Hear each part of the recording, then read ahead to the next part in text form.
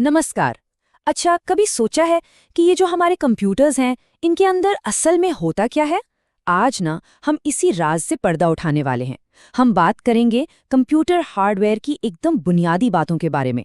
मतलब वो सारे के सारे फिजिकल पार्ट्स जो मिलकर कंप्यूटर को कंप्यूटर बनाते हैं। तो हमारा सफर कुछ ऐसा रहेगा। सबसे पहले हम समझेंगे कि भाई हार्डवेयर आखिर है क्या। फिर हम देखेंगे कि हम कंप्यूटर से बात कैसे करते हैं, मतलब उसे निर्देश कैसे देते हैं। इसके बाद हम गोता लगाएंगे उसके दिमाग में और फिर समझेंगे कि वो हमें जवाब कैसे देता है। और आखिर में हम देखेंगे कि ये सारी चीजें मिलकर एक पूरी तस्वीर कैसे बनाती हैं। तो चलिए शुरू करते हैं। एक एक करके इन टुकड़ों को समझते हैं और शुरुआत होती है सबसे सबसे बुनियादी सवाल से। जब हम कहते हैं कंप्यूटर, तो असल में किन फिजिकल पार्ट्स की बात हो रही होती है? मतलब कौन सी चीजें हैं जिन्हें मिलाकर एक कंप्यूटर बनता है? तो देखिए, बहुत ही सीधे और सरल शब्दों में कहें तो हार्डवेयर कंप्यूटर के वो सभी हिस्से हैं जिन्हें हम देख सकते हैं, छू सकते हैं, ये टैंजिबल हैं। यही वो कंपोनेंट्स हैं जो सारा काम करते हैं, इनपुट लेना, उसे प्रोसेस करना, डेटा को स्टोर करना और फिर हमें आउटपुट देना। अब हार्डवेयर की ना कुछ खास पहचान होती है। पहली बात, ये फिजिकल है, मतलब आप इसे छू सकते हैं। और क्योंकि ये फिजिकल है तो जाहिर है समय के साथ ये घिस सकता है, खराब हो सकता है। और सबसे ज़रूरी बात, ये सॉफ्टवेयर के बिना कुछ भी नहीं है, बिल्कुल बेकार। हाँ, अच्छी बात यह है कि ज़रूरत पड़ने पर इसे अपग्रेड या बदला भी जा सकता है। ठीक है, तो अब हमें ये तो पता चल गया कि हार्डवेयर क्या है। अब सवाल ये उठता है कि हम इससे बात कैसे करते हैं। यहीं से कहानी शुरू होती है इनपुट की। इनपुट हार्डवेयर को ना आप हमारे और कंप्यूटर के बीच का एक तरह का ट्रांसलेटर समझ लीजिए। इसका काम है हमारे दिए हुए कमांड्स को लेना और उन्हें उस भाषा में बदलना जिसे कंप्यूटर समझ सके।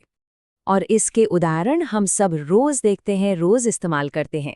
कीबोर्ड हो गया, माउस है, स्कैनर, माइक्रोफोन, ये सब। इनमें से हर डिवाइस कंप्यूटर को एक अलग तरह का इनपुट देता है। कीबोर्ड से टेक्स्ट जाता है, माउस से क्लिक, स्कैनर से इमेज और माइक्रोफोन से हमारी आवाज। तो ठीक है, हमारे निर्देश कंप्यूटर तक पहुंच गए। अब आगे क्या? अब हम कंप्यूटर के उस हिस्से में जा रहे हैं जिसे उसका दिमाग कहा जा सकता है, यानी प्रोसेसिंग और मेमोरी।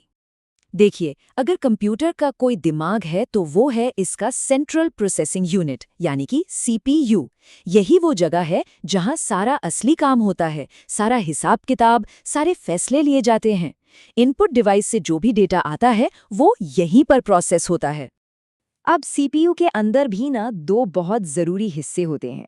पहला है अरिथमेटिक लॉजिक यूनिट, जिसे हम एएलयू भी कहते हैं। इसका काम है सारा गणित संभालना, सारे कैलकुलेशंस करना। और दूसरा है कंट्रोल यूनिट। इसे आप एक ट्रैफिक पुलिस वाले की तरह समझिए, जिसका काम है ये देखना कि कंप्यूटर के सारे ऑपरेशंस ठीक से चलें। कौन सा काम कब होना है, ये सब यही मैनेज करता है। अब जिस तरह हमें चीजों को याद रखने के लिए दिमाग की जरूरत होती है, ठीक वैसे ही कंप्यूटर को भी होती है। और यहीं पर मेमोरी और स्टोरेज का रोल आता है। ये डेटा और प्रोग्राम्स को स्टोर करके रखते हैं, कुछ को थोड़े समय के लिए और कुछ को लंबे समय के लिए। अब मेमोरी भी ना मोटे तौर पर दो तरह की होती है। पहली है प्राइमरी मेमोरी, जिसका सबसे अच्छा उदाहरण है रैम, यानी रैंडम एक्सेस मेमोरी। इसे आप अपनी शॉर्ट टर्म मेमोरी की तरह मान सकते हैं। मतलब जो काम अभी फिलहाल चल रहा है उसके लिए ये बहुत तेज और जरूरी है। और दूसरी होती है सेकेंडरी स्टोरेज, जैसे कि हार्ड डिस्क या एसएसडी।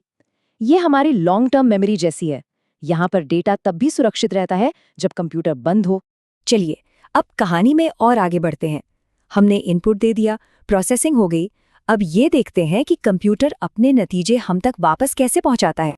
तो एक बार जब कंप्यूटर ने अपना सारा काम, सारी प्रोसेसिंग पूरी कर ली, तो उसे हमें रिजल्ट भी तो दिखाना होगा ना, है ना? बस यहीं पर आउटपुट हार्डवेयर अपना काम करता है। ये उस डिजिटल जानकारी को एक ऐसे फॉर्मेट में बदल देता है जिसे हम देख सकते हैं, सुन सकते हैं या पढ़ सकते हैं। और इसके भी उदाहरण हमारे चारों तरफ हैं, जैसे मॉनिटर की स्क्रीन पर कुछ देखना, प्रिंटर से कोई डॉक्यूमेंट निकालना, स्पीकर से गाने सुनना या फिर प्रोजेक्टर पर कोई प्रेजेंटेशन देखना। ये सभी तरीके हैं जिनसे कंप्यूटर हमें आउटपुट देता है। तो आखिर में चलिए अब इन सारे अलग अलग टुकड़ों को एक साथ जोड़ते हैं और देखते हैं कि ये सभी फिजिकल पार्ट्स मिलके एक पूरा फंक्शनल सिस्टम कैसे बनाते हैं। यहाँ एक बात समझनी बहुत जरूरी है। हार्डवेयर और सॉफ्टवेयर एक दूसरे पर पूरी तरह से निर्भर हैं। सच कहूं तो एक के बिना दूसरा बिल्कुल बेकार है।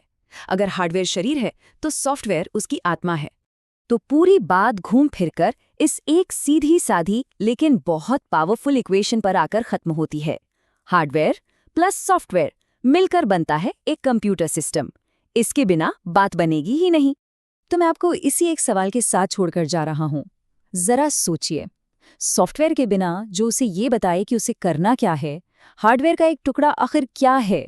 बस एक बेजान डब्बा, है ना? यही सवाल हार्डवेयर और सॉफ्टवेयर के बीच के इस अटूट रिश्ते की अहमियत को सही मायने में समझाता है।